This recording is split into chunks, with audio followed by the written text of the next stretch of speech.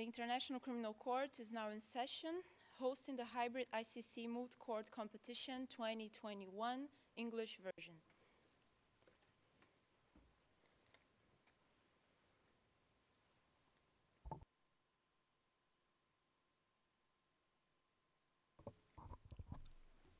Good afternoon, everyone.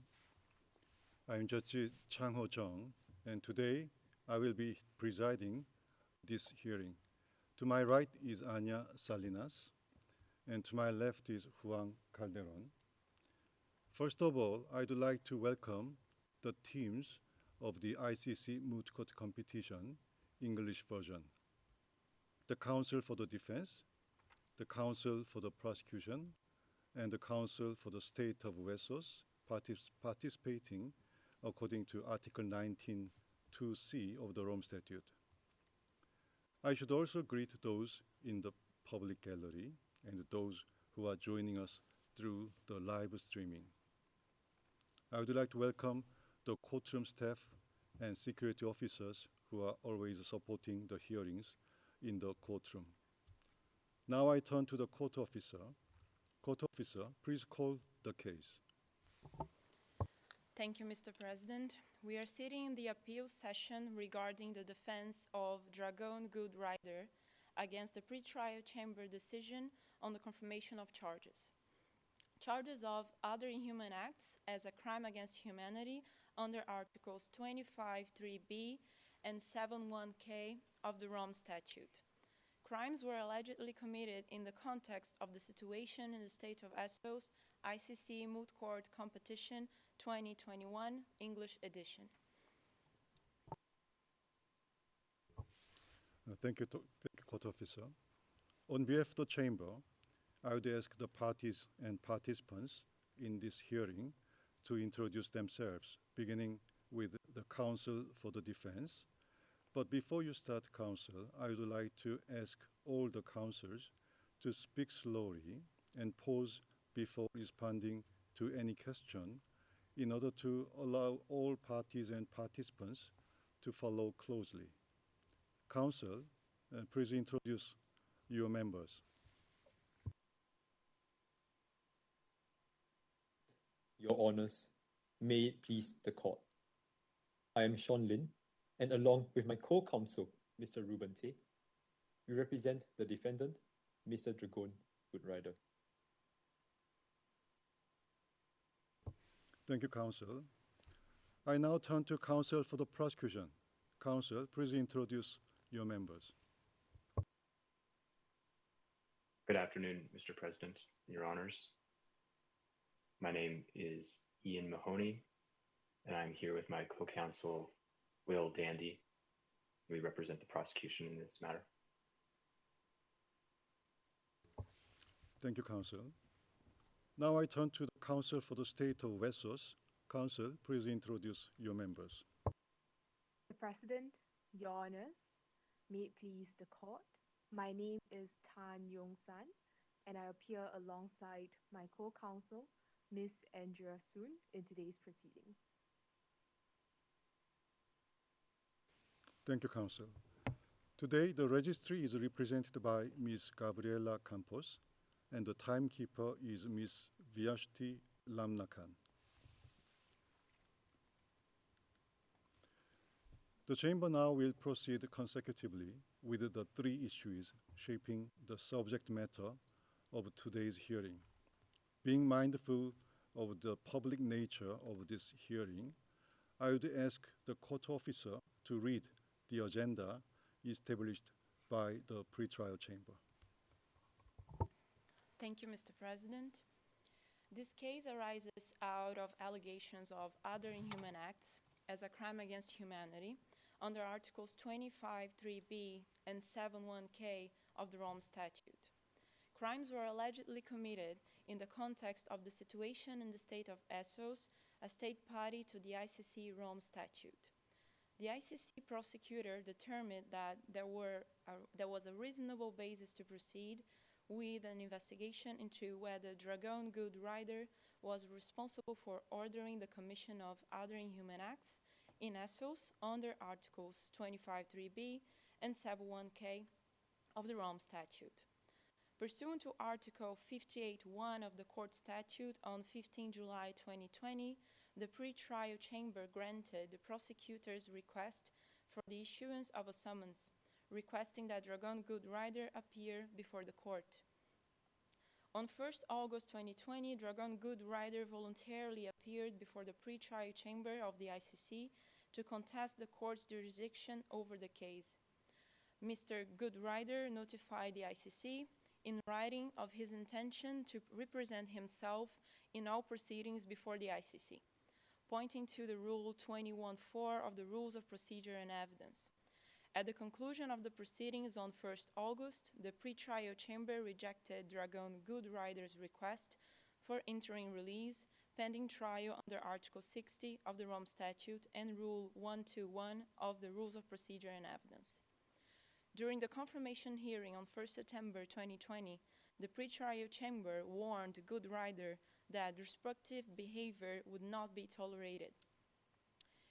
Ignoring the warning, Goodrider resorted to curse words and used racial slurs and anatomical slang to refer to the prosecutor and judges. To ensure the decorum, efficiency, and fairness of the proceedings, the pre-trial chamber declared a recess, instructed defense counsel to take over for the defendant, and arranged for Dragon Goodrider to participate in the remainder of the confirmation proceedings from a remote location in the ICC premises, via a video link with the ability to communicate with appointed defense counsel. On 1st September 2020, the pre-trial chamber held an oral argument on the confirmation of charges, as well as the objections raised by the defendant. After considering the written submissions and oral arguments of the prosecutor, appointed defense counsel, and counsel for the state of Wessos, the pre-trial chamber made the following findings and conclusions. First, pursuant to Article 67(1)d, the pre-trial chamber found that it was consistent with the interest of justice for it to appoint standby defense counsel over the objection of the contumacious defendant, and pursuant to Article 63(2)(9 of the Rome Statute and Rule 170 of the Rules of Procedures and Evidence, to require him to participate remotely in order to preserve the decorum, efficiency, and fairness of the proceedings.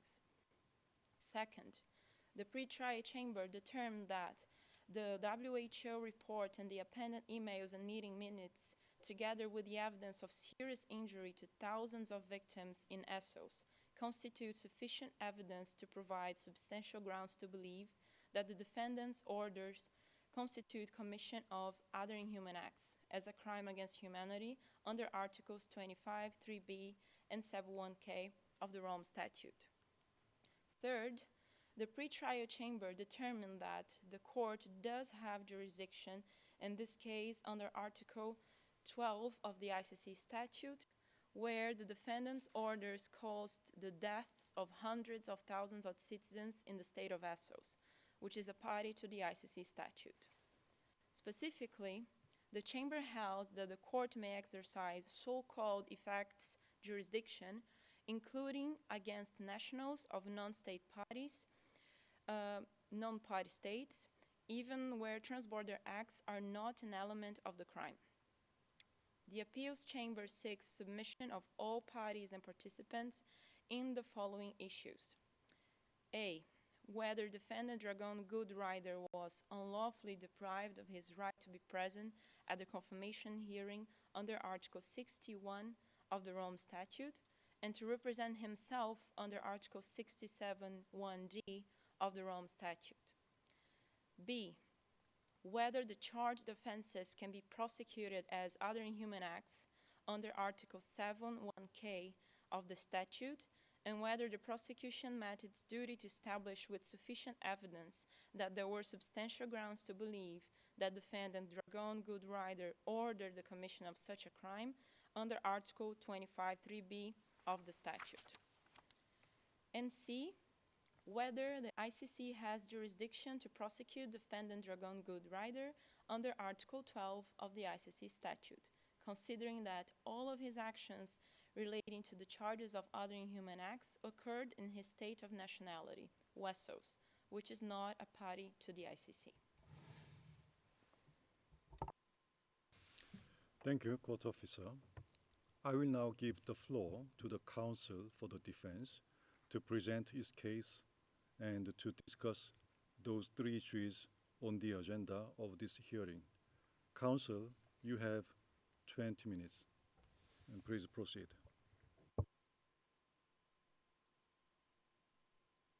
May it please the court, I am counsel for the defendant. Your Honours, the defendant has used his position as Minister of Defence of Wessos to contain the spread of the deadly virus in Wessos. He kept its existence a secret to prevent widespread panic. For these reasons, this court should grant the appeal, and we make three arguments to support this. First, the ICC lacks jurisdiction over the defendant, as Wessos is not party to the Rome Statute. Second, the defendant was unlawfully deprived of his fundamental right to be present and to represent himself at the confirmation hearing. Third, the charged offences cannot be prosecuted as other inhumane acts under Article 7(1)k of the Rome Statute. Your Honours, I move to my first submission.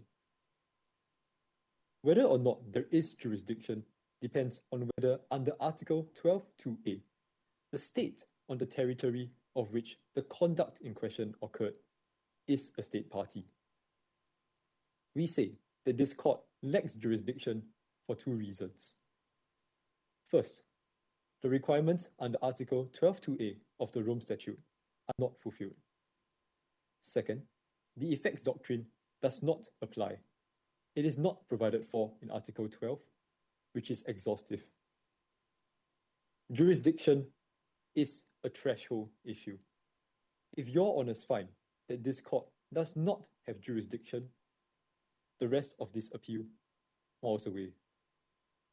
Starting with my first point, this court does not have jurisdiction under Article 12(2)a because the defendant's conduct occurred entirely in Wessos. Wessos is not party to the Rome Statute. Article 1, read with Article 12(2)a, show that this court may only exercise jurisdiction if the conduct in question occurred on the territory of a state party. In our respectful submission, the word conduct refers only to acts or omissions, but not their consequences.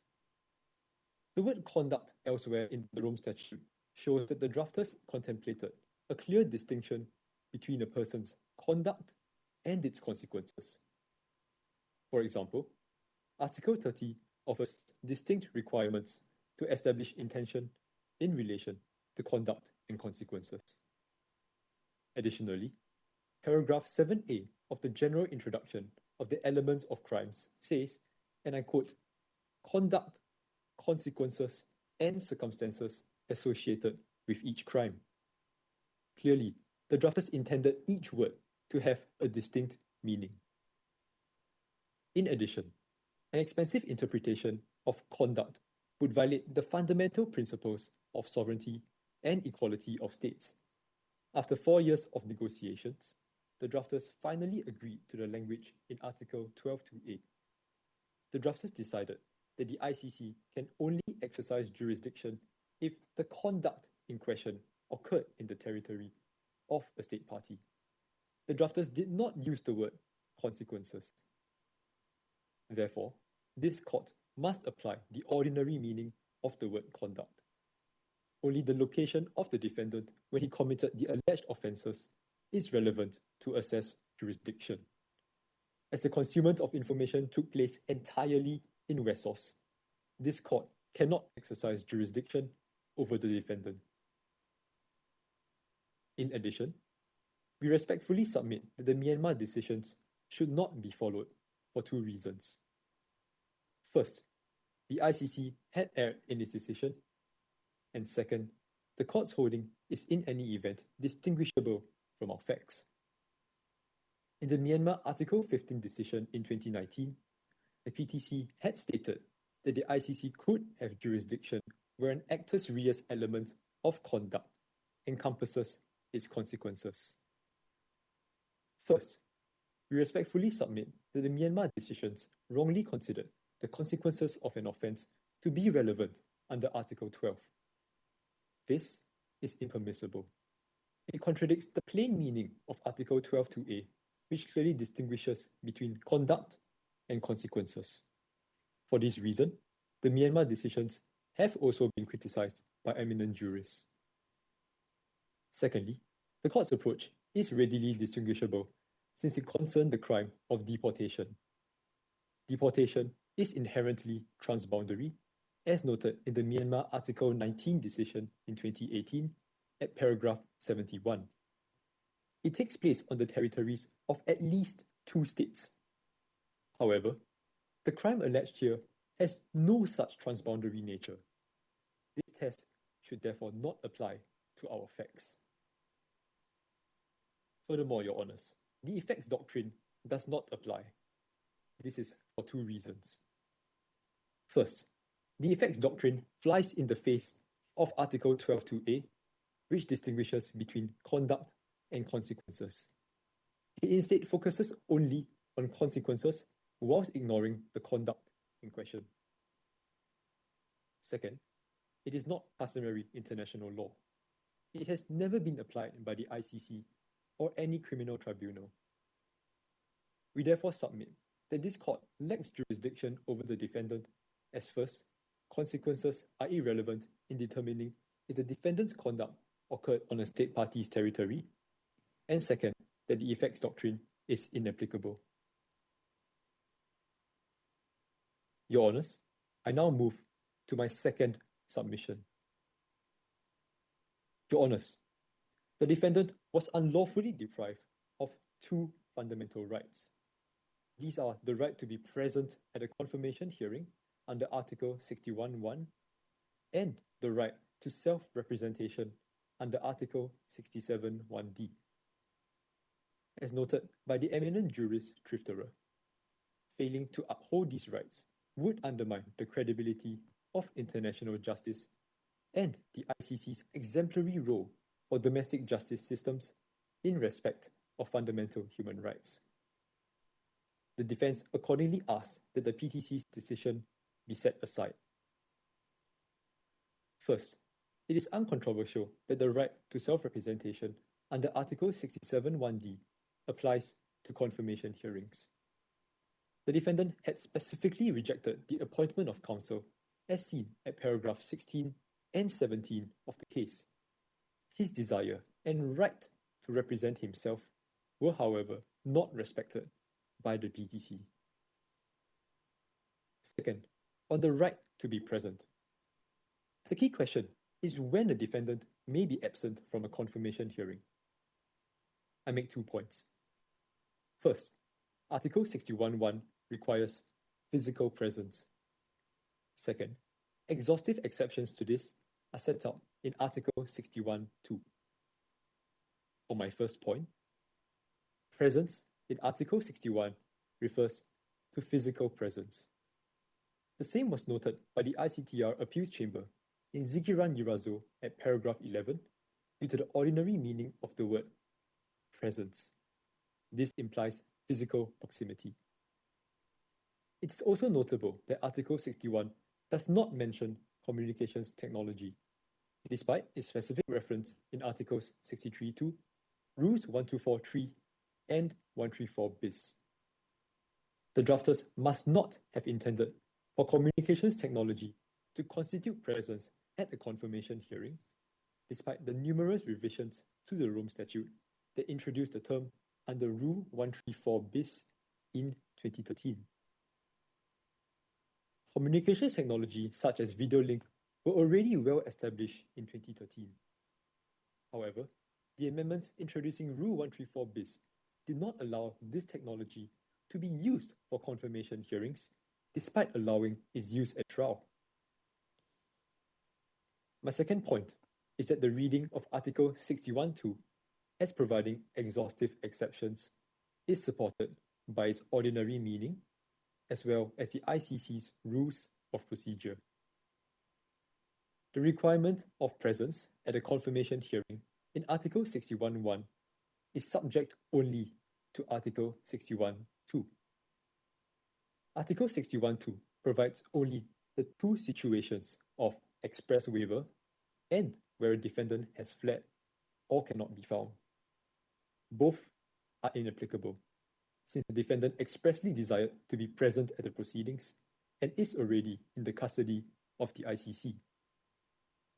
Accordingly, the PTC did not possess any power under Article 61.2 to remove the defendant from the confirmation hearing. The PTC erred in acceding to the prosecutor's request to remove the defendant under Article 61.2 when no such power existed. Your Honours, in any event, and even if the defendant may be absent outside the situations in Article 61.2, these fundamental rights may only be infringed where there was a substantial and persistent obstruction of the proper and expeditious conduct of the proceedings. This was stated by the ICTY Appeals Chamber in Milosevic at paragraph 13 and followed in Seychelles at paragraph 20. In the ICTY case of Stankovic, the defendant abused the court during all hearings he attended and in all written submissions at paragraph 22. He had even went on a hunger strike, and the court accordingly imposed standby counsel. In contrast, the defendant here had only disrupted the proceedings twice. This is hardly comparable to Stankovic, where the accused's conduct was repeated between March 2004 and July 2005. The defendant has otherwise cooperated with this court, including his voluntary appearance as seen at paragraph 16 of the case. Therefore, we say that the defendant was unlawfully deprived of his fundamental rights. Furthermore, the PTC's response to the defendant's behavior was disproportionate. Even if Article 63.2 applies to a confirmation hearing, the defendant can be excluded only, and I quote, after reasonable alternatives had proved inadequate, and only for such duration as is strictly required. Indeed, the ICTY in the Milosevic appeal against assignment of counsel at paragraph 17 stated that a defendant's fundamental rights should, and I quote, be disrupted no more than is necessary to accomplish the objective. Here, the defendant had been deprived of his rights after just 2 outbursts. He was then removed from the confirmation hearing and only allowed to communicate with the court through defense counsel he had earlier rejected. There were many alternatives that the PTC could have chosen. These include the imposition of a fine, having the appointed counsel assist rather than replace the defendant, granting a recess, or even adjourning the proceedings to a later date. The defendant was never given any time to reconsider his behavior or to compose himself, let alone to return to the proceedings. The proceedings instead carried on without the defendant and despite counsel not having conferred with the defendant. Finally, the PTC failed to properly warn the defendant prior to his removal or the appointment of counsel. This is provided for in Rule 170, and the ICTY in Seychelles stated at paragraph 25 that the warning must specifically refer to the particular restriction of the defendant's rights for it to be effective. The Appeals Chamber in Seychelles noted at paragraph 23 that this warning ensures that an accused is fully and fairly informed and is afforded the opportunity to change the disruptive circumstances so as to avoid surrendering his rights. The lack of a proper warning is thus fatal to the PTC's decision to remove the defendant, and the decision to remove him must be overturned as occurred in Seychelles upon appeal. On our facts, at paragraph 19 of the case, the defendant had merely been told that disruptive behavior would not be tolerated. No mention was made of the possibility of his removal or the imposition of counsel. This incomplete warning thus undermined an important procedural requirement that protects a defendant, and the derogation from his fundamental rights is thus impermissible. This court should then set aside the decision of the PTC that was made in the face of all of these breaches of the defendant's fundamental rights. Your Honours, I now move to my final submission. The charged offences cannot be prosecuted as other inhumane acts under Article 7(1)k of the Rome Statute. This category must be strictly construed in line with Article 22(2). The prosecution has not made out any of the elements of the charge. I make 2 points. First, there was no attack directed against the population of Essos. Second, the defendant did not intend to cause the other inhumane act. As the prosecution bore the burden of proving each and every element under Article 61(5), this appeals chamber must overturn the PTC's decision. First, the requirement that an attack was directed against the civilian population is not made out. An attack is a campaign or operation that must have been directed at the civilian population, which must also have been the primary rather than incidental object of the attack. In assessing this element, the court will consider, among other things, the means and methods used in the course of the attack, the status of the victims, and the nature of the crimes committed in its course. In the Kenya Authorization decision, the information available demonstrated that the civilian population was the primary target of attacks. In relation to the status of the victims, businesses and residences had been targeted and houses were burnt. Police violence had occurred against unarmed women, the elderly, and children. In respect of the methods used, the attackers took time to identify and mark specific homes and premises to be attacked. In contrast, the primary object of the defendant's conduct was to contain the spread of disease in Wessos. In the words of the WHO report at paragraph 5 on page 10 of the case, these steps were taken to prevent panic. The management of the virus within Wessos' own borders cannot constitute conduct primarily directed against the citizens of Essos. The defendant was instead concerned with what he could do for the citizens of Wessos. He had taken the advice of Dr. Rader to act immediately to avert disaster. In addition, as seen at Annex 2 at page 14 of the case, the means and methods used were the rounding up of symptomatic individuals, the setting up of quarantine centers, and the suspension of flights to Essos. There was no identification of victims in Essos, like seen in Kenya, and instead it was the sick in Wessos who were identified and quarantined. We must also note the steps the defendant took to contain the virus would in fact reduce the likelihood of the virus spreading to Essos, since there would be fewer potential reservoirs of infection in Wessos. In relation to the element of intention, the defendant can only be responsible if the other elements are committed with intention or knowledge. Neither exists on our facts. This test under Article 31 applies since no other specific mental element is provided for in Article 7(1)k or Article 25(3)b. In relation to knowledge under Article 33, the prosecution must show that the defendant was aware that the circumstances existed and that the consequence would occur in the ordinary course of events.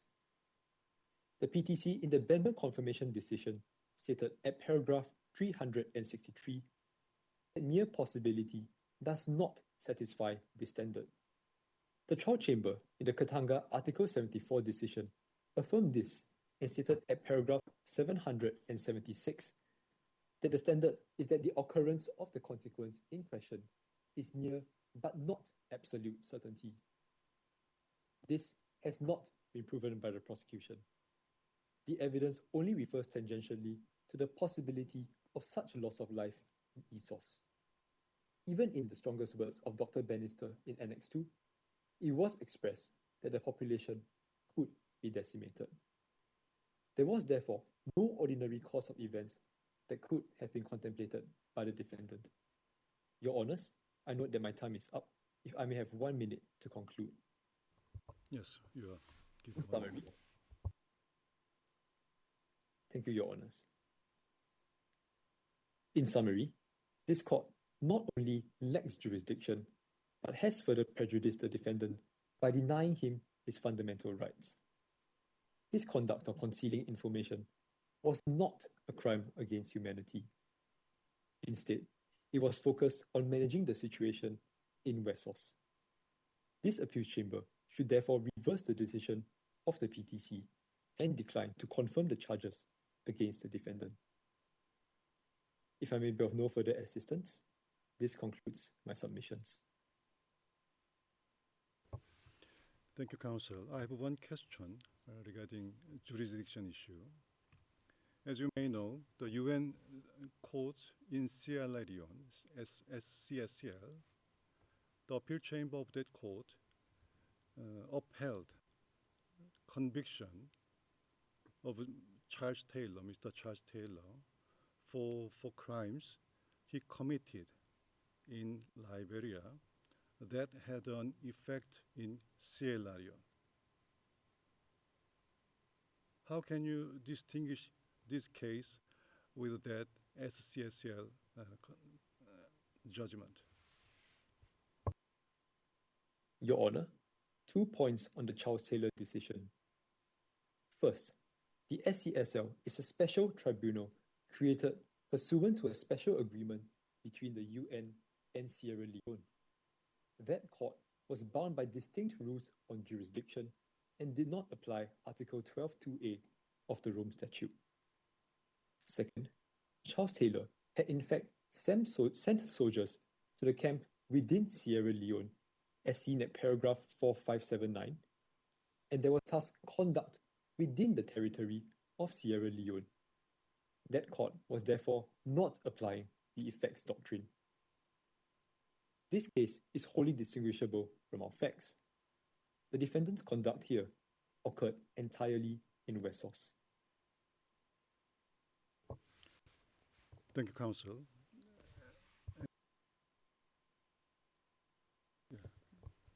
Another question from panel. Thank you, President. Counsel, in the case and the situation of Afghanistan, in appeal, the appeals chamber found jurisdiction over crimes happening outside Afghanistan by nationals of non-state parties. Could you perhaps refer to this decision and whether there is any difference in this case and how binding is this jurisprudence for us? Thank you. Your Honours, in the Afghanistan Authorization Appeal, the court stated at paragraph 71 and footnote 103 that the alleged incidents took place entirely on the territory of a state party to the Rome Statute. Article 12.2a was accordingly readily satisfied, and no question of territorial jurisdiction arose. We would therefore say that Afghanistan is not authority for the fact that jurisdiction can be established where conduct occurred outside of a state party.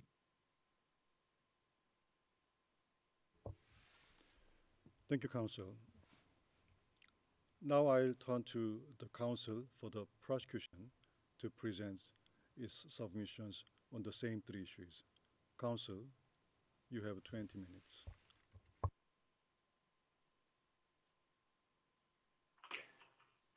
Good afternoon, Your Honors. Through his deadly silence, the defendant killed 250,000 people.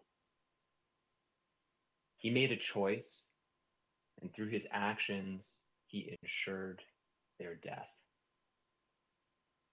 Now, Your Honors have heard from the defense as to why this matter should be overturned, and no doubt the state will mirror that sentiment, which is why it is critical to turn to the standard of review before I begin my submissions. With respect to the pretrial chamber, they listened to the evidence brought forward by the prosecution. They lived with that evidence, and they came to a reasoned decision that there were substantial grounds to believe that the defendant committed the alleged acts and that there was jurisdiction within this court to proceed matters to trial. Now, substantial grounds to believe is not proof beyond a reasonable doubt. It is lower than that. As stated in the decision in Lubanga, that there are concrete and tangible evidence of the alleged crime that is connected through a line of reasoning to underpin the offense. The duty of this chamber has been recently confirmed in the case of Bemba, which points to the fact that appeals chambers should not interfere with decisions of fact of the pretrial chamber unless there is a clear error. That means deference is owed here in this decision from the pretrial chamber on questions of fact and questions of mixed fact and law. That means even if this chamber may have reached a different decision, that is still not enough to overturn this case. And only where the pretrial decision was unreasonable, an abuse of discretion, or there was an error which materially affected the decision, only in that case may this chamber overturn the decision by the pretrial chamber. And there's only one issue today, I submit, that deals with a potential error of law. That was the issue of jurisdiction under Article 12, which will be the first submission addressed in the prosecution submissions today. The second issue will be the appointment of counsel under Article 67(1)(d) and the removal of the defendant from the proceeding under Article 63(2), or alternatively 61(2), depending upon your review. And finally, the charges under our other crimes against humanity under Article 7(1)(k), and the mens rea standard, which was also met here under Article 25(3)(b). Now, neither the defense nor the government will be able to point to a clear error of fact or an error of law which materially affected the decision of the pretrial chamber.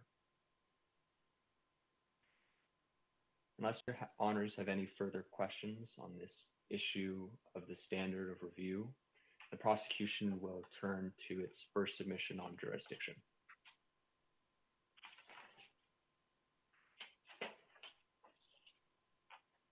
Starting upon page 40 of the prosecution's memorial, this chamber and the pretrial chamber had jurisdiction under Article 12 to confirm the charges. And the use of effects-based jurisdiction is novel. But that does not mean that this court should, as noted by the defense in their submissions today and quoted for them on paragraph 11 of their memorial, should not follow the decision in Myanmar. Myanmar outlined and drew from important developments in international law that effects-based jurisdiction can ground if the crime affected the party, which is a part of the Treaty of the Rome Statute. Now, Myanmar did not explicitly reference effects-based jurisdiction in this case, but the reasoning was there in the ultimate outcome, determining that the actus reus element of conduct may encompass within its scope the consequences of such conduct. And here today, the defendant, noted by the pretrial chamber, committed crimes which eventually had a pandemic unleashed upon the neighboring state of Essos. There was 250,000 people who died as a consequence directly from the defendant's actions. And we can draw and look at, under Article 21, decisions of other international courts, such as, you noted, Mr. President, the decision of Charles Taylor, which specifically upheld the conviction, despite the defendant and the crime of the defendant being started in Liberia, which was not in Sierra Leone. And we can even look back further. If there's concern that effects-based jurisdiction somehow opens up the floodgates of this court's jurisdiction, we can turn to the United States and look and see that for almost half a century, they have successfully used effects-based jurisdiction, starting back to the case of Alcoa, which dealt with competition law. And that this court should follow the natural development of international law and recognize that serious crimes have been committed which allow this chamber to find jurisdiction. Unless your honors have any questions on this matter, the prosecution will then turn to its second submission, which deals with the defendant's removal and appointment of counsel. Yeah, please proceed. Now, starting upon page 23 of the prosecution memorial, the defendant was removed from the hearing according to Article 61.2 and Rule 170. Now, Rule 170 requires there to be a warning, which, as my friend the defense has noted, has been outlined in recent cases such as Sheshel. But Rule 170 is different, and this court's rules are different than the cases in the ICTY. And it's actually a warning that does not require explicit reference to the defendant's removal, which applied to the ICC here. Because the ICTY decision, which my friend the defense has noted in Sheshel's appeal decision, was ruled that way because it specifically applied to Rule 80B of the ICTY rules. And Rule 80B of the ICTY rules specifically references that the defendant had to be warned that his conduct could result in removal. That decision hinged upon the wording of Rule 80B. And that wording is not existent in Rule 170. Instead, Rule 170 says that a warning has to be given. And a warning was given in this case.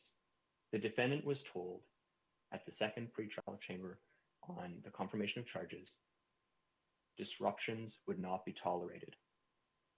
And the defendant substantively knew what the result would be. The defendant is a lawyer, and he specifically asked to self-represent. And then finally, he also specifically cited the Dujal decision as something that he wanted to follow. The case of Saddam Hussein, who required removal from the courtroom with his associates on multiple occasions. Clearly, the defendant knew that his continued disruptions in conduct would result in his removal. And therefore, the warning in this case was sufficient and, again, is reviewed upon the standard of reasonableness. If we look now to Rule 61.2, the defendant implicitly waived his right to trial through his disruptive conduct. And there is some discussion in both my friend the defense and in the state submissions that Article 63.2 may not apply, and the prosecution agrees. 63.2 is meant for trials, and contains protections there that are not meant to apply to pretrial chamber decisions, such as here. In fact, 61.2 contemplates just a waiver, which can be implicitly done through disruption, but even if this chamber is to apply Article 63.2 and find that there have to be alternatives that are considered, that is again an issue of mixed fact and law and should be considered upon reasonableness, that it was reasonable for the chamber to remove the defendant after he disrupted the trial for the second time. And my friend noted that some alternatives in their memorial at paragraph 73 of the defense, that the defense could have been asked to assist.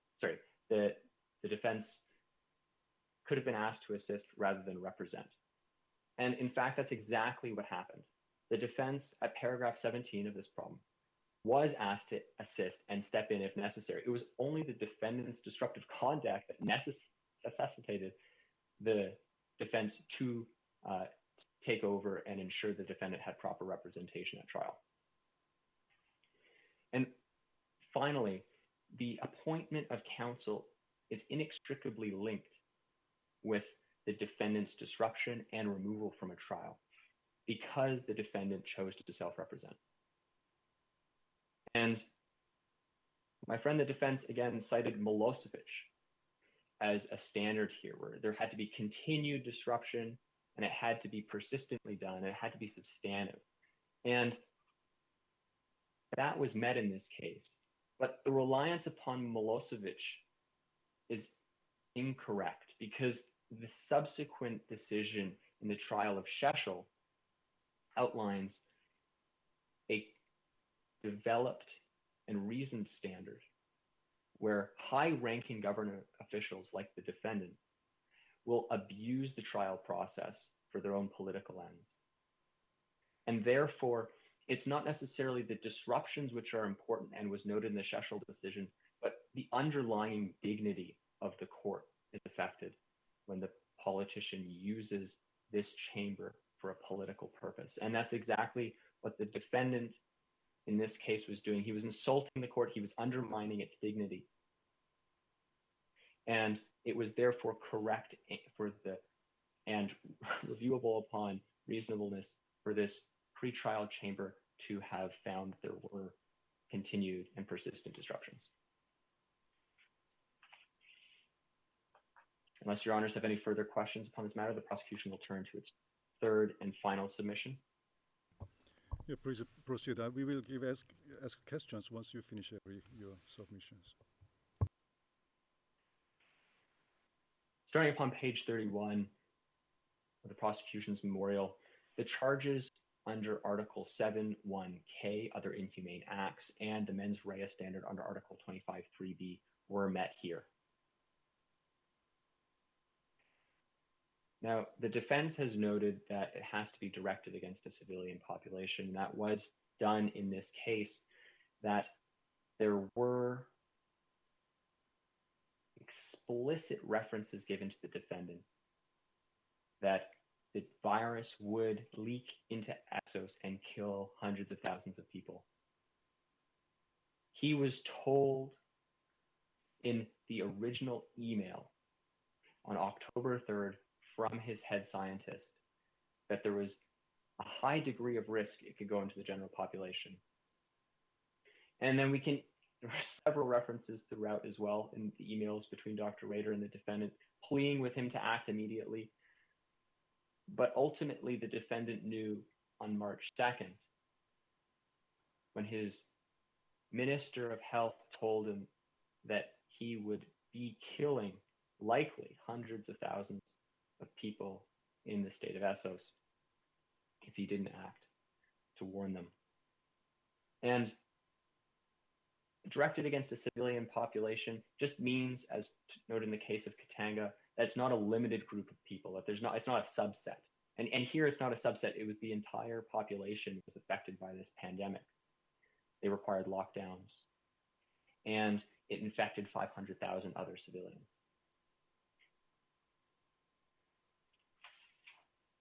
Now, turning to the issue of mens rea, the the standard under Article 25.3b. The defendant did order over a series of months the commission of this crime. He developed the virus on day one. He knew, and this standard of virtual certainty, as noted in Bemba, as noted in Lubanga, has been met. That the defendant started from October 2nd in his original email. He noted that this deadly virus was going to be developed so that it could be studied before it naturally developed to infect humans. And also that he knew that this plague would eventually go into Essos. Unlike the defense's submissions, which they note upon paragraph 108 and was also noted in their original submissions today, that somehow the defendant didn't know of the deadliness of the disease. And that's incorrect. He knew from the October 2nd email, he knew that this was a deadly virus. And he also knew it could spread. The whole purpose of the development of this protection and vaccine was because the previous summer had a plague which infected the avian population and wiped out 50% of the poultry in both countries within the summer. That in itself indicates that the defendant knew of the virulent nature of this virus. And also he was warned by his Minister of Health on October 3rd that they required more safety features, a level 4 facility instead of a level 2 facility, in order to protect against a high degree of risk to the population. Ultimately, the defendant did know the deadliness of the disease, and he did deliberately conceal the deadliness and the impact that this would have on Essos. He stated, when he was warned by his Minister of Health on March 2nd, that he didn't give a damn about Essos. So he did know. He just decided not to warn them in that instance on March 2nd.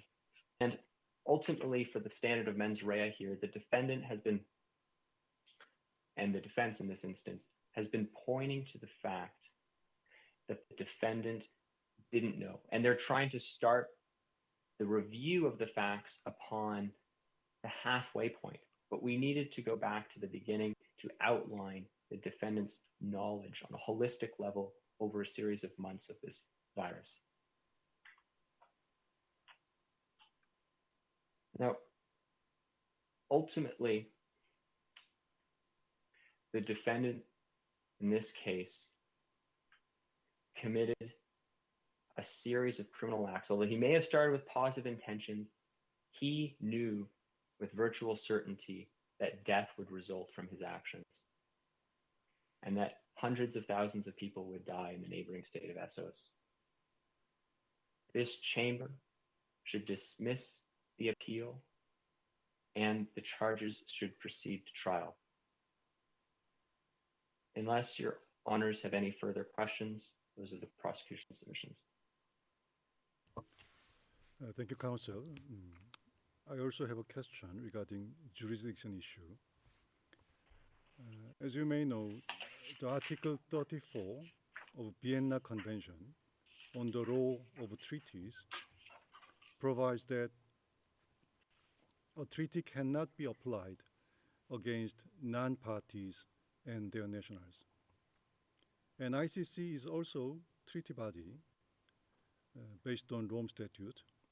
And Rome Statute also requires UN Security Council resolution to exercise jurisdiction over non-state party. So how would you accommodate these provisions, these treaties, in your position trying to expand ICC jurisdiction in this case?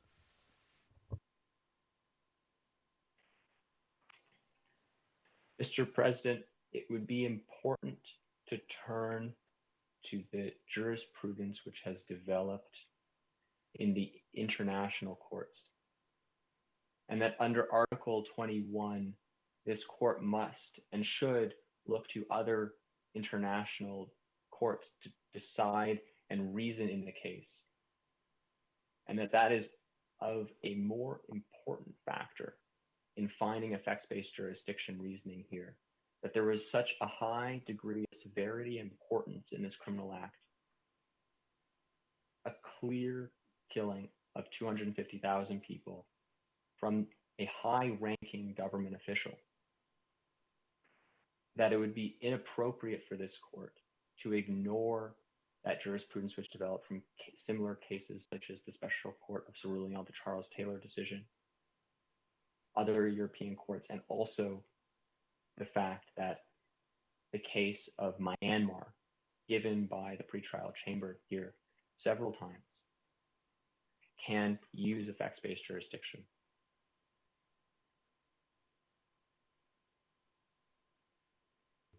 Thank you, Counsel. Yeah, okay. Counsel, I have a question about the mens rea requirement. As you know, under Article 30 of the Rome Statute, individuals are responsible and liable if the elements of the crimes are committed with intent and knowledge, right? And knowledge is the awareness that the circumstance exists or a consequence will occur in the ordinary course of events. In addition, the elements of the crime requires for the crimes against humanity of inhuman act that the perpetrator knew that the conduct was part or intended the conduct to be part of a widespread or systematic attack against the civilian population.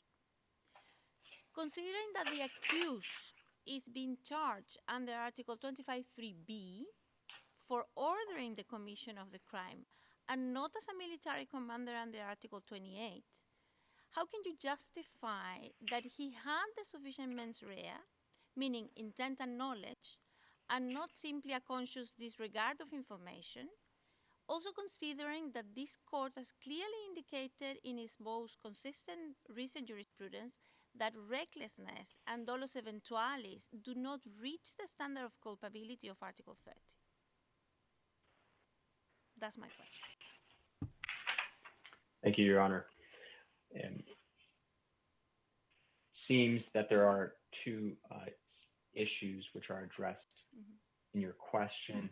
The first is the standard of knowledge here, which is connected to the chapeau elements, a wider knowledge of the commission of the offense, which has been noted in the Tadic appeal decision, or sorry, Tadic. And the defendant, in this case, it's a bit difficult to compare the two cases because of the novelty of the crime that was committed here. But the defendant was the high-ranking government official who developed the virus from the start and then also controlled its outbreak into the neighboring population of Essos. And so he had holistic knowledge of this wider-based attack. And the standard here, I agree, recklessness does not apply here.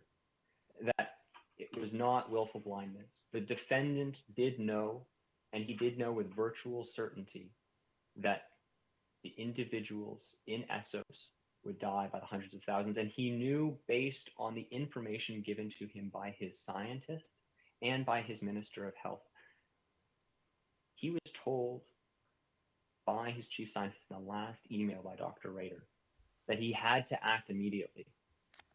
In fact, he was told on February 27th in the email that,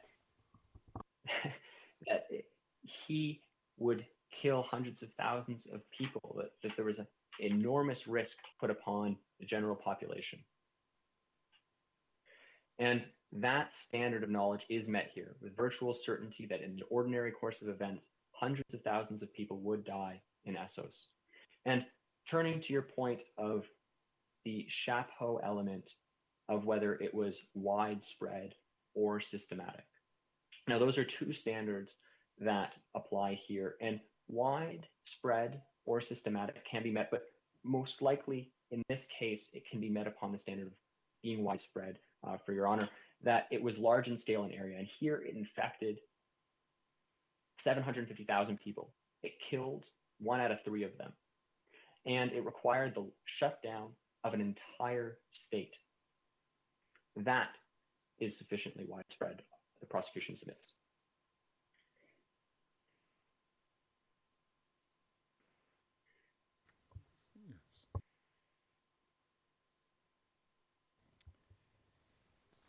Regarding the actus reus, the only omission that the Rome Statute expressly criminalizes is that of the commander or a superior under Article 28 of the statute.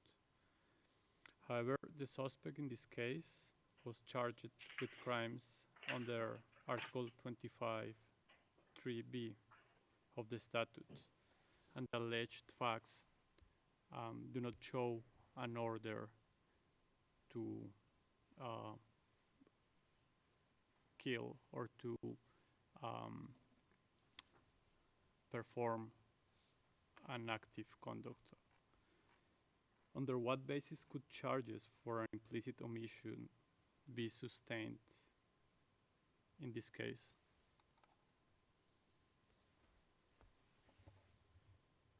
In this case, starting upon page 38 and 39 of the prosecution's memorial, the prosecution has outlined that an alternative standard can be applied here, that of a military or civilian commander.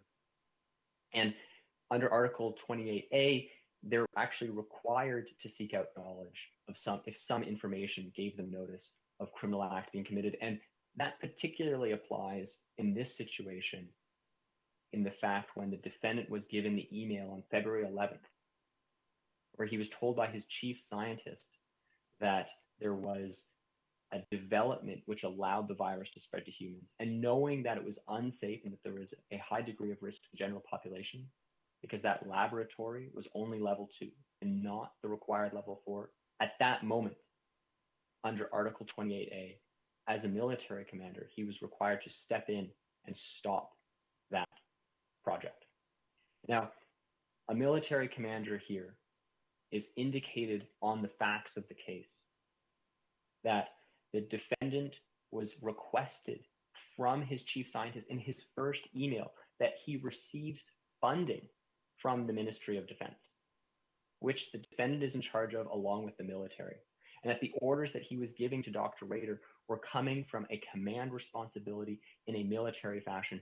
And you can also find this in the meeting minutes on March 2nd, where he acts as Minister of Defense in that meeting, giving orders for the cleanup, quote unquote, and silencing of the virus and its outbreak. And even if this chamber and Your Honor don't find that he met the standard of a military commander, he could still be acting in a civilian capacity. And this case would be unlike the case of Cordic, where there was a difference between the defendant and his involvement in politics and his control of the military. Here, the defendant is second in command of the country and is definitively the Minister of Defense here. Thank you, counsel. Now I turn to the counsel for the state of Vessos. Counsel, you have 20 minutes.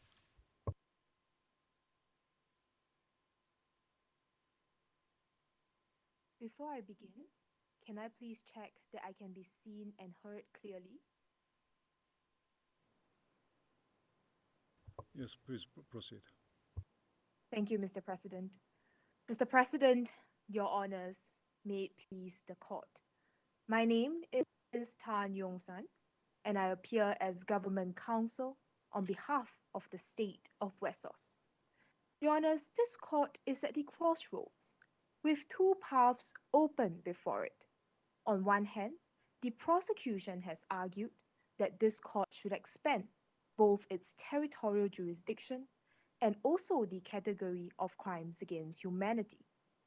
On the other hand, the defense has argued that this court should take a more principled approach when exercising jurisdiction and not unduly broaden the boundaries of crimes against humanity.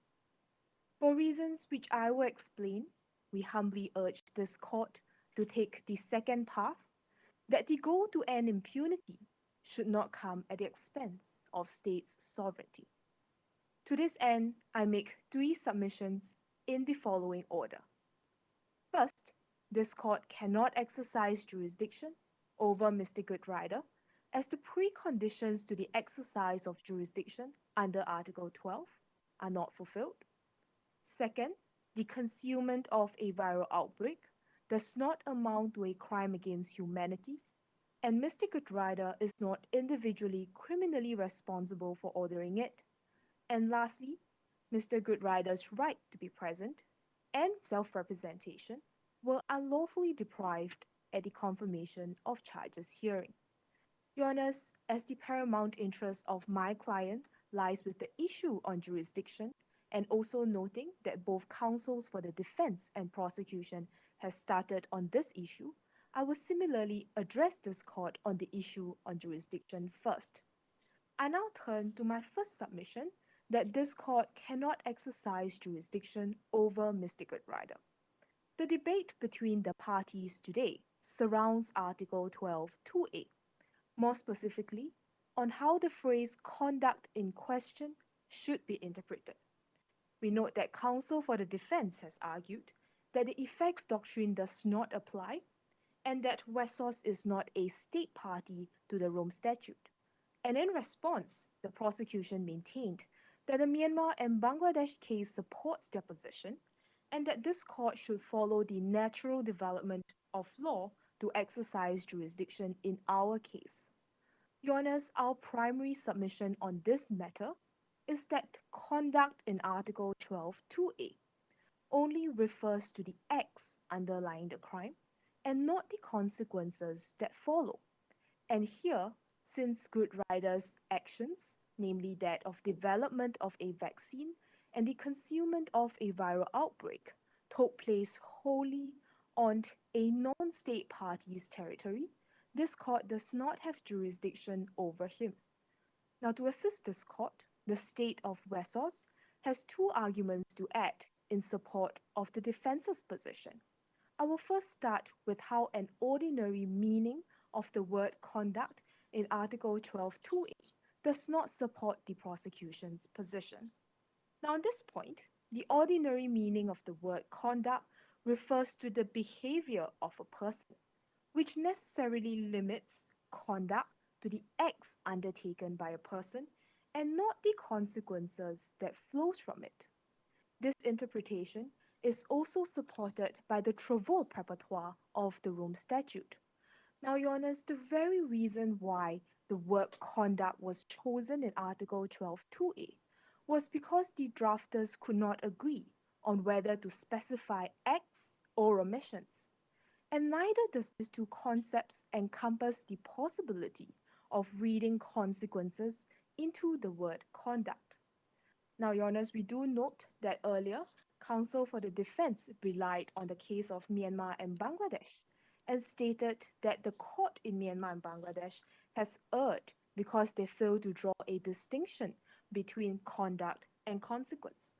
Your Honours, we depart from the defense and we submit and we accept that the principle laid down in the Myanmar and Bangladesh decision is sound. However, that principle should be confined to only particular circumstances. We note that prosecution earlier relied on paragraph 50 of the judgment to argue that consequences can be read into the word conduct. However, in the very same paragraph, Your Honours, the court in Myanmar and Bangladesh has qualified this statement and state that this principle only applies depending on the nature of the crime. Now, the crimes that the court had in mind, Your Honours, are crimes where the acts could not be completed without the consequences. Let me illustrate this with the example of the crime of deportation, which was the crime concerning the court in the Myanmar and Bangladesh case. Now, in a crime of deportation, the act of deporting a group of persons cannot be completed if the group of persons did not end up displaced across a state border. It is in such situations, Your Honours, that we say that the word conduct can be read to include consequences. However, this principle is a limited one and cannot be expanded and applied in our case. And this is because on our facts, Your Honours, all the relevant conduct, namely that of the development of a vaccine and the concealment of a viral outbreak, took place wholly on a non-state party's territory. And these two acts do not necessitate the consequence of great suffering occurring in the state party of ESOS. And therefore, Your Honours, our stance on the Myanmar and Bangladesh decision is that the principle enunciated in that decision is sound, but it ought to be limited to only particular circumstances so that this court does not overstep its jurisdiction. We also note that earlier Mr. President has queried the prosecution on how the exercise of jurisdiction over non-state parties squares with the principle of pacta tertis, as stated in Article 34 of the Vienna Convention Law of Treaties. Now, Your Honours, the court has in fact done so, and has in fact adhere or expressly adhere to the principle of state sovereignty. In the 2013 decision of Gaddafi, the court at paragraph 12 acknowledged that the statute of this court is an international treaty. Therefore, it is only with the state's consent that the statute can impose obligations or confer rights on the statute that is not, or on a state that is not a party to it. Now, from this, we see the cautiousness the court has always taken when it comes to the exercise of jurisdiction over non-state parties. We do note that the concern of this court is to not let perpetrators of the most heinous crimes go unpunished. But Article 12(2)(a) is not the basis on which the prosecution can come before this court to ask for an exercise of jurisdiction over non-state parties. The available remedy is in Article 13b. This was also noted by Mr. President earlier, that to exercise jurisdiction over non-state parties, one avenue is through the United Nations Security Council. And this it has been in fact invoked in cases such as Libya and Sudan, both of which are not state parties to the Rome Statute. And therefore, Your Honours, we argue that if our case at hand indeed rise to the standard that shocks the conscience of the international community, then the appropriate avenue to bring the perpetrators to justice is Article 13b, and not for the prosecution to come before this court to argue for a strained interpretation of the word conduct. And Your Honours, we submit that there is no jurisdiction over Mr. Goodrider. Now, the pre-trial chamber below, however, has not only expanded this court's jurisdiction, they have also diluted the concept of a crime against humanity. And I now turn to my second submission, that there is no crime against humanity because Mr. Goodrider's actions do not amount to such egregious level, and he did not lack the intention to inflict great harm and suffering. Both counsels for the defense and prosecution have focused on whether there was an attack carried out against the ESOS population. And we would like to assist this court on the law that is required for the element of attack to be made out. We depart once again from the defense counsel to say that there was no attack made out because the ESOS population was not the primary object of the attack.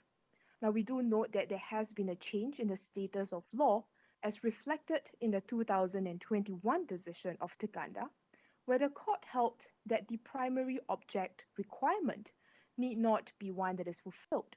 An attack can still be directed against a civilian population if the civilian population is an incidental object. Now, couple this with the definition of an attack, which is a commission of or a course of conduct involving multiple commissions of acts, we submit that on the facts, there may have been an attack directed against the ESOS population. However, to make out a charge for a crime against humanity, there are cumulative requirements under which the prosecution needs to prove. And if this court rules in favor of us for one of the elements, the prosecution's case must fail.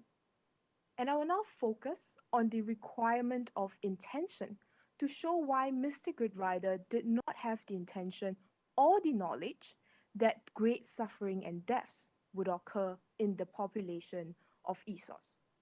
Now, first, on the standard of intention required, we agree with the defense counsel that the standard here is that of virtual certainty. In other words, it means that the perpetrator must be aware that the consequences of great suffering and deaths are the almost inevitable outcome of his actions. This is stated by this court in its 2016 decision in the case of Bamba. As earlier pointed out by Judge Salinas to the prosecution, this standard also does not encompass dolus eventualis or any other lower form of culpability. This means that if the prosecution can only show that Mr. Goodrider is reckless or negligent, he should not be found liable under Article 25(3)(b). We do note that counsel for the prosecution earlier has relied on two facts to argue that this standard of virtual certainty has been made out. They first rely on the fact that Ms. Dr. Bannister, at page 14 of the facts, had warned Mr. Goodrider that the ESOS population would be decimated in a matter of weeks, to which he replied that he did not care. The second fact that the prosecution placed emphasis on was that Mr. Goodrider knew of the infectiousness and deadliness of the virus. However, Your Honours, I will show why, even if we take into account both of these factors, accepting the prosecution's case at its highest, Mr. Goodrider still did not have the intention nor knowledge that great suffering would occur. And I say so for three reasons. First, when Mr. Goodrider once informed or once he knew that the virus is different from that of an ordinary strain of flu, Your Honours can find this at page 13 of the facts, he had immediately convened a meeting the next day at page 14 to decide on measures how to contain this virus.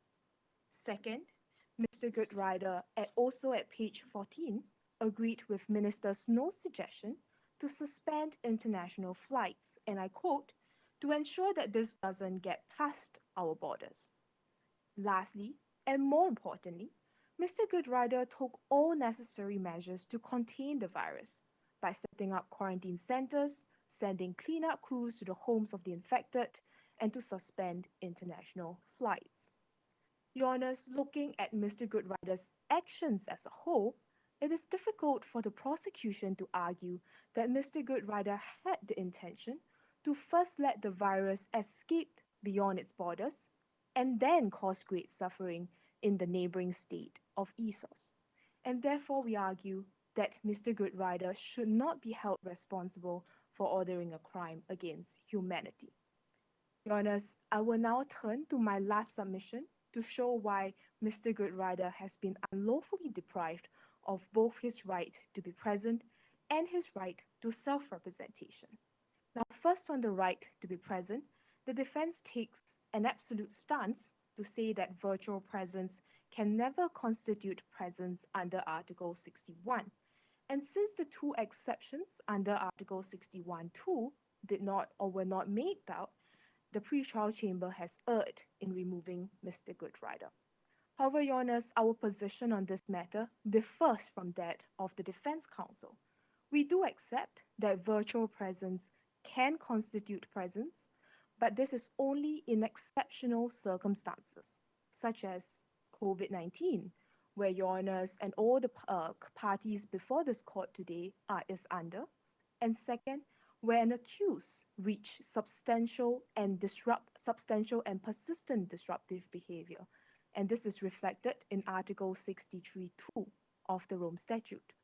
And we do accept that disruptive behavior can constitute implicit waiver under Article 61(2), as was stated by this court in its 2013 Ruto and Seng decision.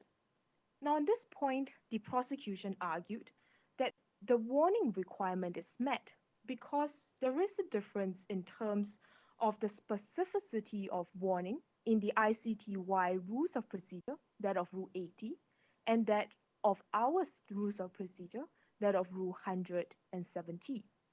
However, Your Honours, we would like to highlight to this court that the ground that the prosecution is relying on is Article 61(2), specifically on the term waiver. Now, Your Honours, as stated by this court in this decision of Ruto and Seng, and many international criminal tribunals' decision, such as that of Nakimana and Bagosora, for there to be a waiver, this waiver must be one that is free, unequivocal, and done with full knowledge. And this is why we stress the importance of having a specific warning informing Mr. Goodrider of the exact consequence, which is the removal from the courtroom. Now, we note that the prosecution's response to this is that Mr. Goodrider himself is a trained lawyer, and therefore he should have known that the consequence of his disruptive behavior is that of removal. However, Your Honours, quite the contrary, just because Mr. Goodrider is a specific or is a trained lawyer, he would not expect that the first measure that the court would take against him is that of a last resort, which is that of removal from the courtroom. Further, in cases such as Seselj and Milosevic, both Mr. Seselj and Mr. Milosevic before the ICTY are also trained legal personnel. But this does not abrogate the duty, or rather, this does not mean that the pre-trial chamber or the trial chamber did not have to fulfill their duty to give them a specific warning before removing him from the courtroom. And therefore, on this right to be present, Your Honours, we agree with the defence that the lack of an explicit warning is detrimental and has unlawfully curtailed Mr. Goodrider's right to be present.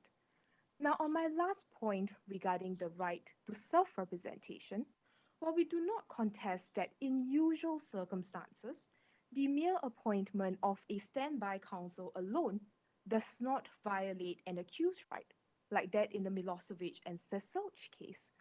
But what we contest is that the appointment of a standby counsel without proper limitations on its powers is an unlawful curtailment of this accused right.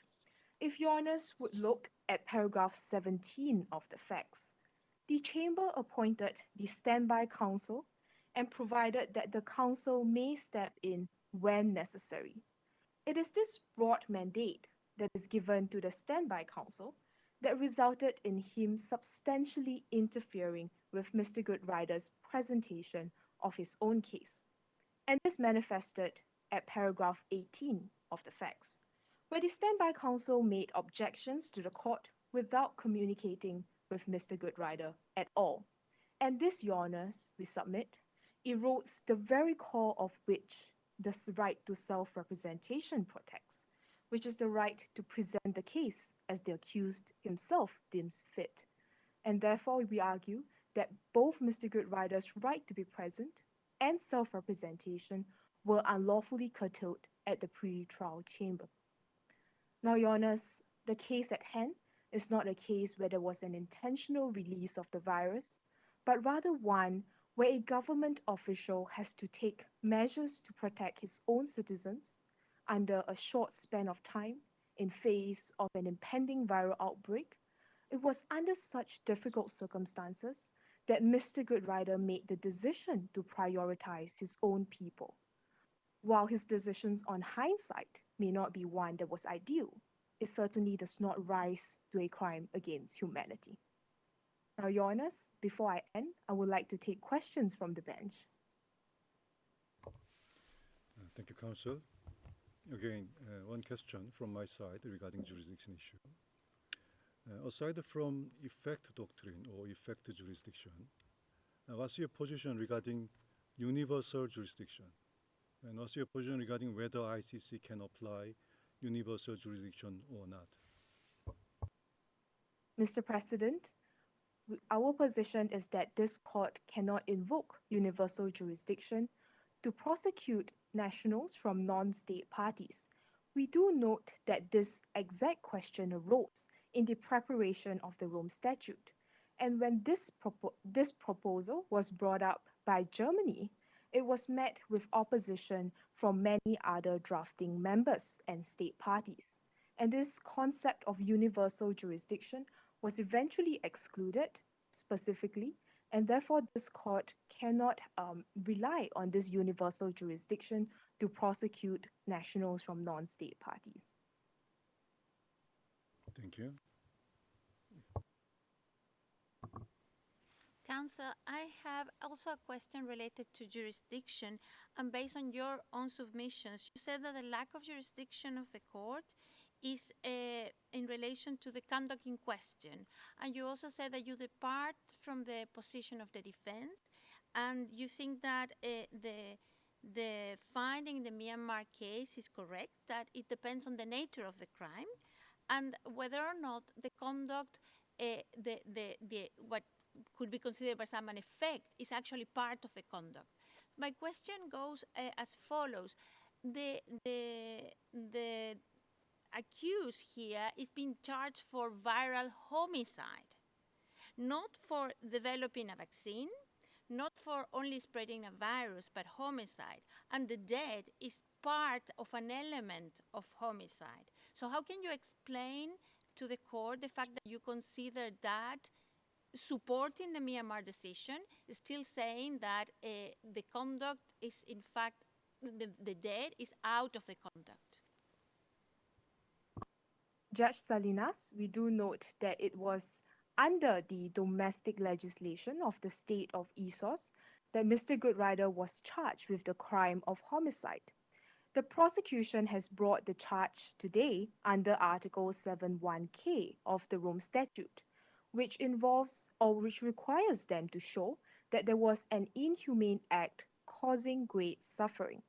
And the inhumane act or acts that the prosecution relied on earlier was that of the development of vaccine and the concealment of the viral outbreak. And therefore, applying the Myanmar and Bangladesh principle to our case, both the acts of concealing the viral outbreak and the development of the vaccine could be completed without the consequence of great suffering happening in a state party. We do express our condolences over the deaths in the situation of Isos. However, Your Honours, given that Article 12(2)(a) specifically confines this court's jurisdiction to only when conduct took place on a state parties, the great suffering and deaths falls under the consequence element making up a crime. And therefore, we say, Your Honours, this court cannot exercise jurisdiction based on Article 12(2)(a).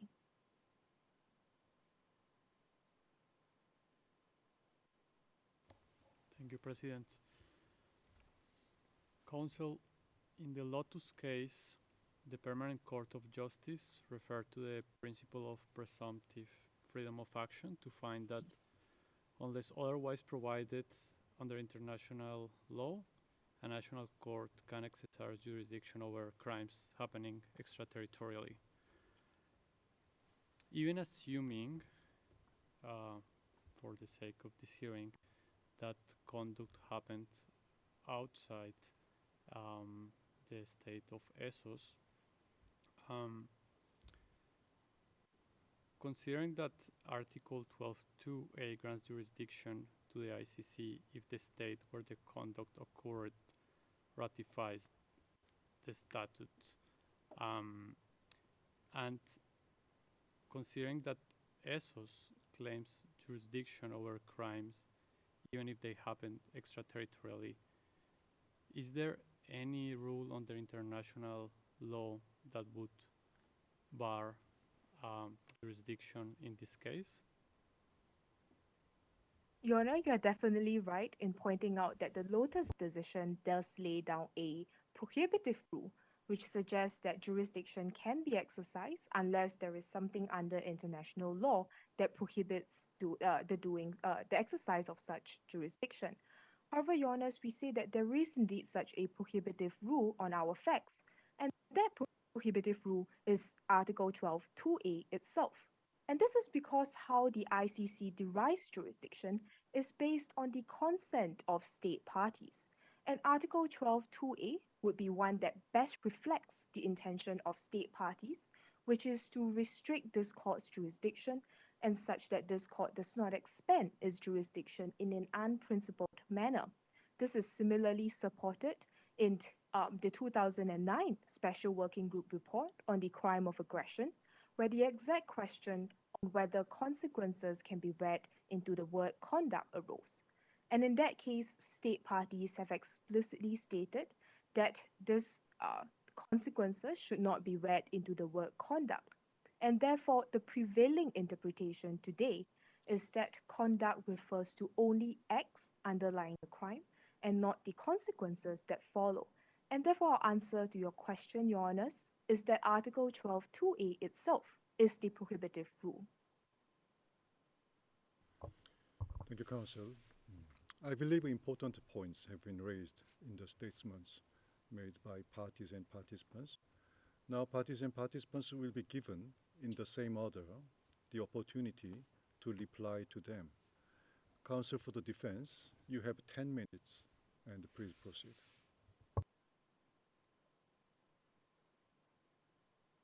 Your Honours, 3 points in rebuttals. First on jurisdiction, second on the defendant's rights, and third on Article 7.1k. Moving to my first point on jurisdiction, we make 2 sub-points. First, the prosecution sought to rely on the effects doctrine for this court to assert jurisdiction. This is impermissible for 2 reasons.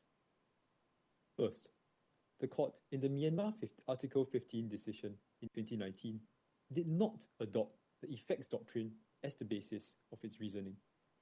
At paragraph 56 of the Myanmar Article 15 decision, the PTC considered 5 concepts for states to establish jurisdiction.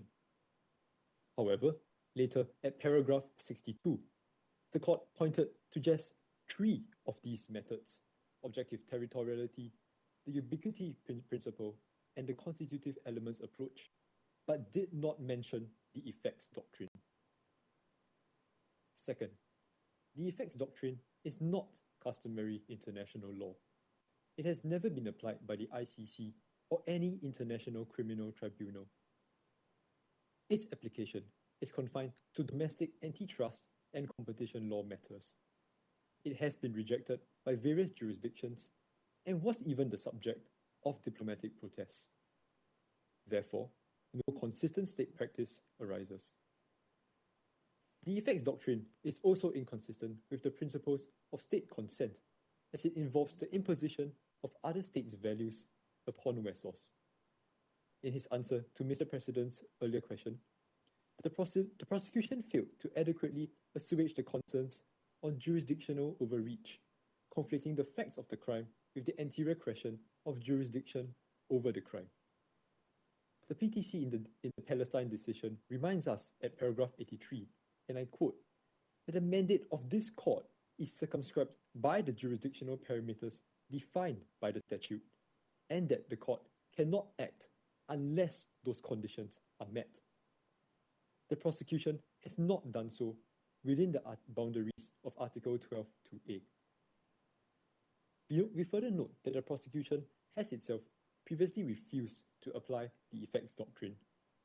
It earlier stated that it lacked territorial jurisdiction to try ISIL members, despite the threat to, and I quote, peace, security, and well-being of the region and the world. We therefore say that the effects doctrine is inapplicable in this present matter. Second, counsel for the government earlier stated that the Myanmar decisions do not contradict the distinction between conduct and consequences. We disagree. As noted by Professor Duff Jacobs, the Rome Statute ultimately considers only conduct. The mere fact that the actus reus contemplates the consequences of a certain conduct does not elevate that consequence to conduct within the meaning of the Rome Statute.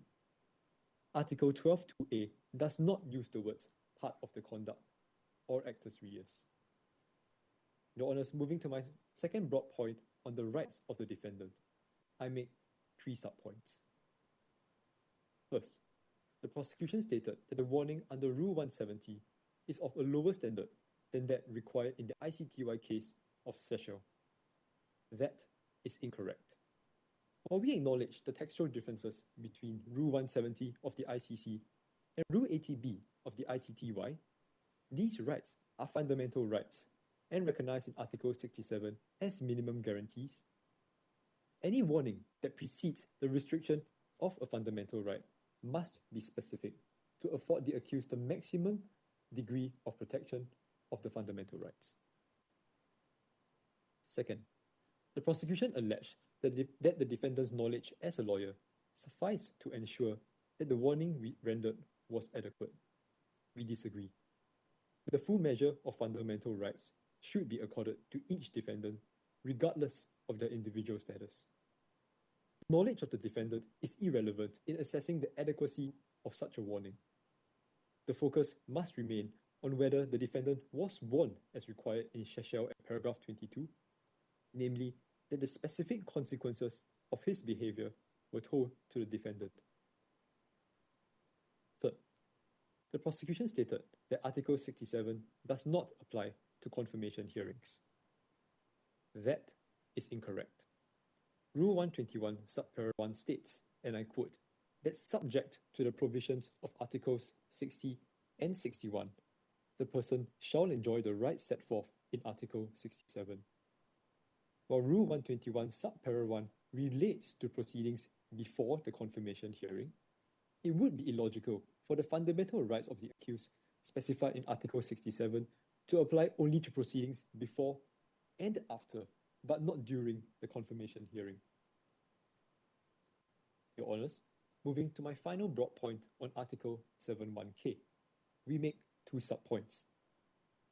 First, it is remarkable that the prosecution has brought a charge under Article 71K for other inhumane acts without properly identifying what those inhumane acts are.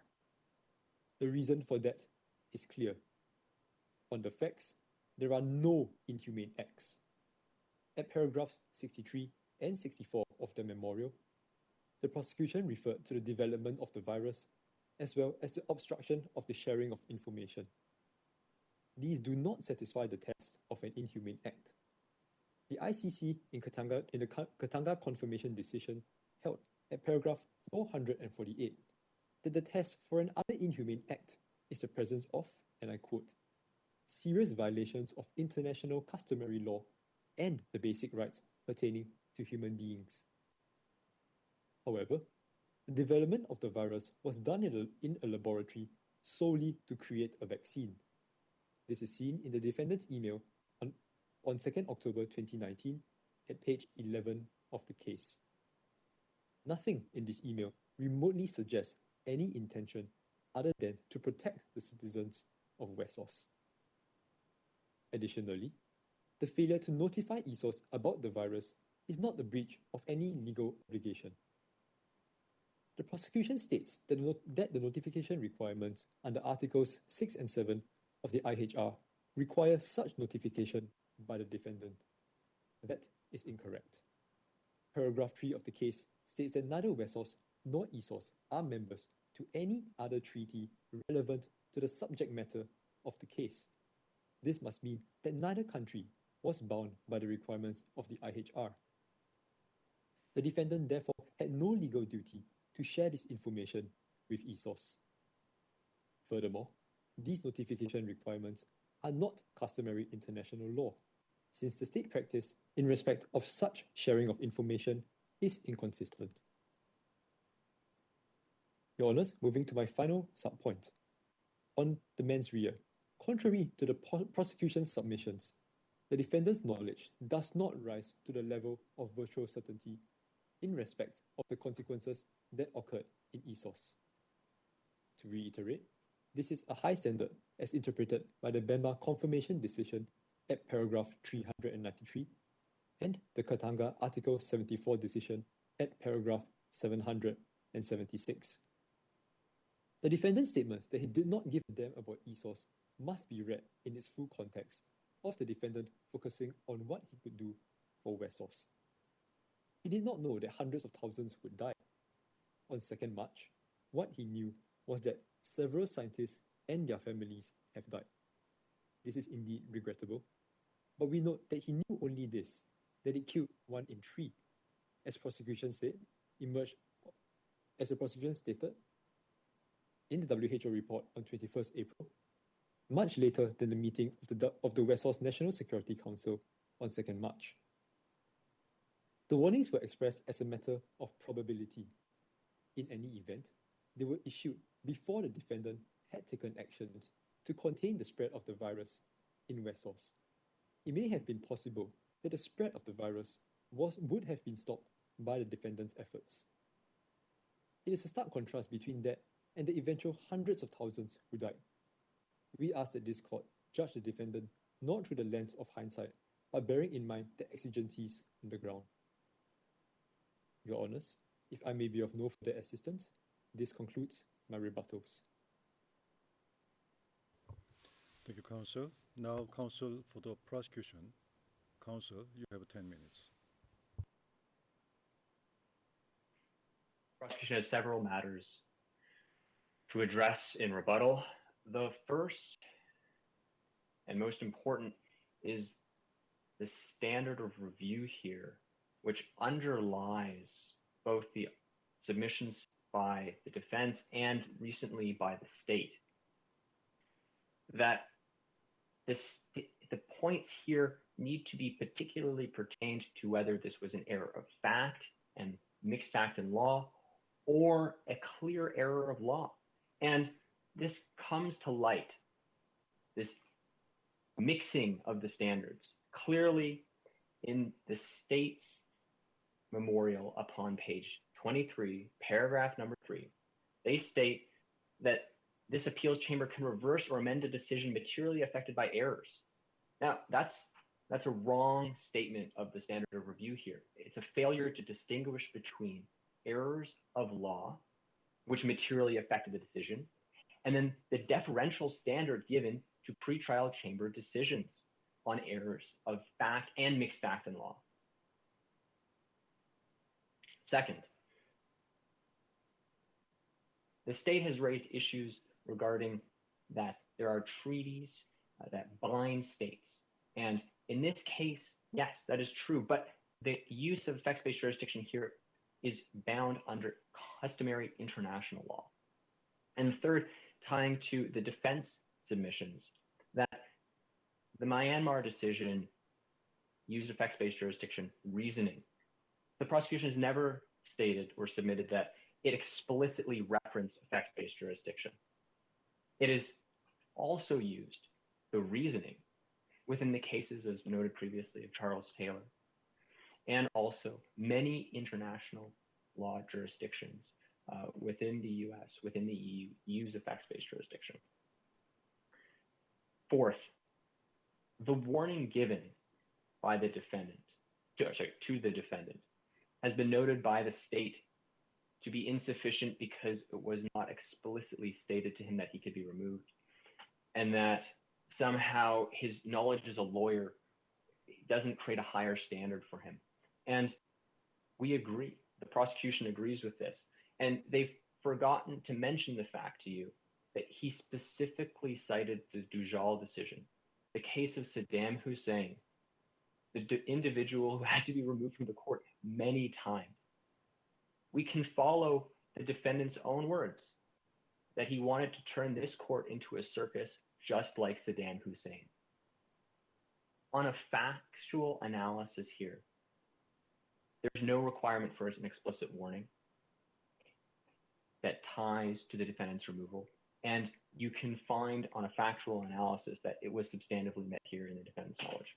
And this ties into the fifth point, where the state mentions that Rule 80B of Sheshel's appeal decision is important but not definitive, because this is an important right of being represented. And I'd like to turn to the actual Rule 80B of the ICTY that was used in Sheshel's appeal decision to find that they actually had to give an explicit warning. And here it says, the trial chamber may order the removal of an accused from the courtroom and continue the proceedings in the absence of the accused if the accused has persisted in disruptive conduct, and this is the point, following a warning that such conduct may warrant the removal of the accused from the courtroom. And that wording has been explicitly removed. It has not existed at the ICC, but it does exist at the ICTY, which implies that this explicit warning is not required. Finally, the state has vacillated back and forth upon the standards between Article 61.2 and 63.2 for the defendant's removal. They state at paragraph 2 of page 24 of their memorial that Article 63 is not appropriate and Article 61.2 is, but then they actually later use the standards and have submitted today that Article 63.2 standards are required, the higher standards of a trial. But there has to be alternatives are considered, there has to be continued and persistent obstruction before the defendant is removed. I asked them which one they want to use. And then I will also turn to their misreading of the law under Article 61.2. They mischaracterize the requirement of Rule 124. And Your Honors, while we point to paragraph 11 of the state's memorial,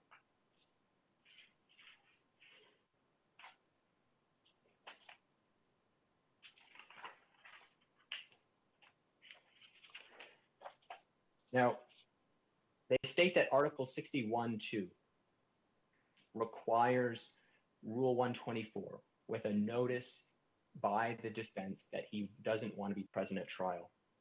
But they state explicitly that the court can only hold a confirmation hearing in the accused's absence after he has submitted a written request. Now, that's not actually what Rule 124.1 says. Rule 124.1 says if the person concerned is available to the court but wishes to waive the right to be present at the hearing. So that means that if the accused is the category of person who wants to waive the right, then this rule applies to them. It doesn't necessitate a written submission. And that's cases like Rudo and Sang, akin to those cases where the accused actually wants to leave the courtroom, and that's where the requirement of a written submission is necessary for Rule 124. And you can see the conflation occur with the actual requirement under Rule 124.2. Rule 124.2 says, a confirmation hearing pursuant to Article 61.2a shall only be held. That is the actual requirement. When the pretrial chamber is satisfied that the person concerned understands the right to be present at the hearing and the consequences of waiving that right. Now, you've heard me reiterate before that the defendant definitely knew his right to be present, and he definitely knew the consequences of waiving that right, given his stance as a lawyer, the fact that he represented himself, and the fact that he specifically cited the Dujal decision as the standard that he wanted to follow.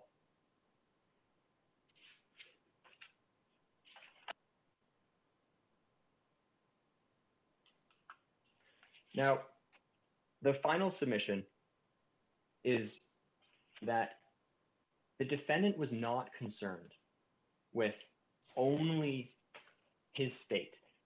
And this was noted by the state and by the defense, and comes forward at paragraph 32 of the state's memorial, that the defendant was guided at all times by his concern for Wessos. And that's really hard to square with the fact that the defendant on February 27th, when he was notified Dr. Rader that the virus had likely escaped from the lab and that he had to act, he said, don't worry, it's just a touch of the flu. By the way, keep it completely secret. He knew at that time that there was a deadly virus in the lab from from March 2nd, from October 2nd email, getting a bit confused with the emails references here. So on October 2nd, he told the doctor that he knew that this was a deadly virus, and that as a consequence, when he was told that the virus likely leaked from the lab, he ushered in secrecy. And that implies that the defendant was not acting completely in concern for the state of Wessos at that time. And ultimately, Your Honors, neither the defense nor the state has been able to point to a clear error of fact or an error of law which materially affected the decision, which requires this court to overturn the pretrial chamber's confirmation. Thank you. Unless there are any further questions.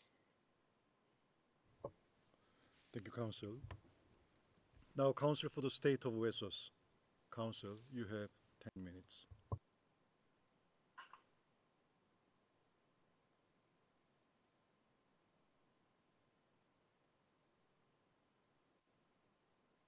Mr. President, Your Honors, 3 points in surrebuttal.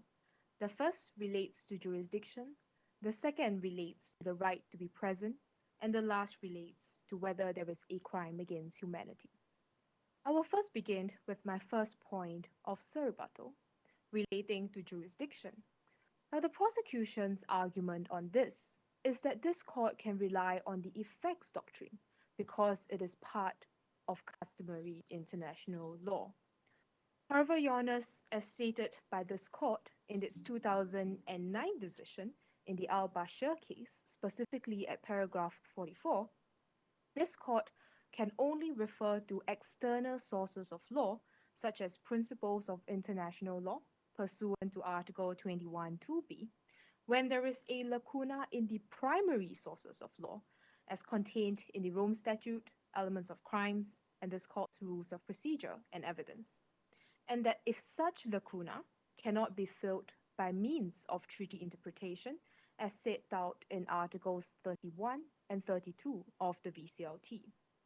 Our main submission on this, Your Honors, is that such a lacuna does not exist in respect of Article 12(2)a, because according to the ordinary meaning and a contextual reading of the Rome Statute, the word conduct only refers to the acts underlying the crime and not the consequences that emanate from it.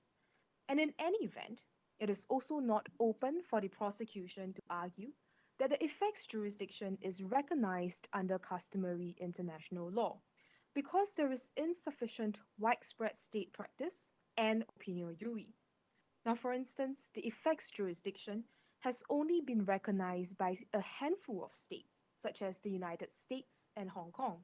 States like the Netherlands, Australia, and the UK have enacted blocking mechanisms to prevent the extraterritorial reach of the United States antitrust laws.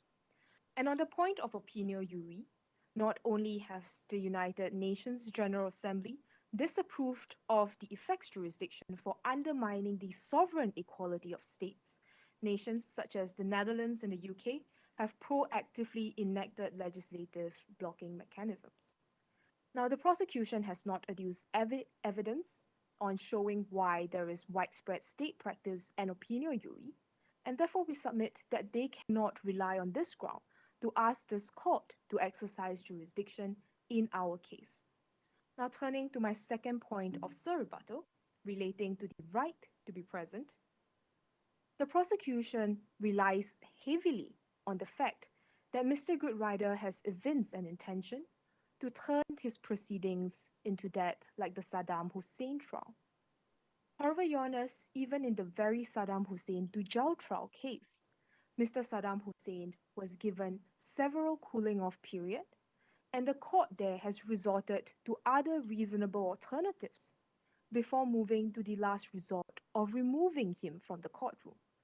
Now, this shows that the court has struck the right balance between maintaining the court's sanctity and also respecting and giving full effect to a defendant's right to fair trial. And Your Honors, in the case of Seselch before the ICTY, Mr. Seselch was disruptive for a maximum or for a span of 3 years, and only after 3 years, the pre-trial chamber or the trial chamber, in the case of Sesauch, removed him from the courtroom. Now, both of these cases shows the high threshold of substantial and persistent disruption that needs to be met before an accused or before a pre-trial chamber can remove an accused from the courtroom.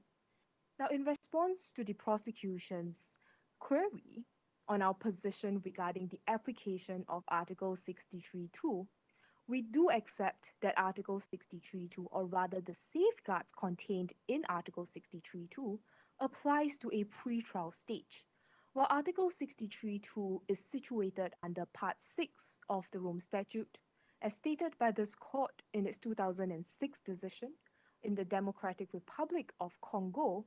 The safeguards accompanying the fair trial rights of a defendant similarly applies at a pre-trial stage. And this is supported by Rule 121, read with Rule 126 of this court's Rules of Procedure and Evidence. Therefore, we do accept that Article 63.2 can apply to a pre-trial stage. But what we contest is that the safeguards contained therein were not exhausted or adhered to by the pre-trial chamber below, and therefore in not adhering to these threshold and safeguards, the pre-trial chamber below have committed an error of law. Now, turning to my last point of rebuttal, relating on whether there is a crime against humanity, we note that earlier the defense counsel argued that since Wessos and Essos, as stated in paragraph 3 of the statutes, are not bound by any international treaties, but in paragraph 3 of the facts itself, it is also stated that both Essos and Wessos are members of the WHO, under which they have an obligation under Article 6 of the International Health Regulations to report any impending viral outbreak to the WHO. We do accept that Wessos, in not doing so, has departed from its international or rather treaty obligations under the International Health Regulations. However, Your Honours, our position on this is that the departure from treaty obligations does not amount to a crime. And this is supported by the late Professor James Crawford's article on treaty obligations.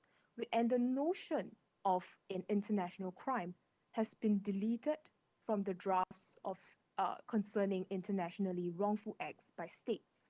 And even if it does amount to a crime, Your Honours, we argue that it does not rise to the high standard of a crime against humanity, simply because it is not of a similar nature to other established crimes against humanity, and more importantly, the release or rather the spread of the virus in Essos was not one that was intentionally carried out by either Mr. Goodrider or the state of Wessos. And therefore, on these three grounds, Your Honours, we urge this court to grant the appeal and dismiss the charges against Mr. Goodrider. And this concludes my rebuttal, unless I may be of further assistance to this court. Thank you, counsel.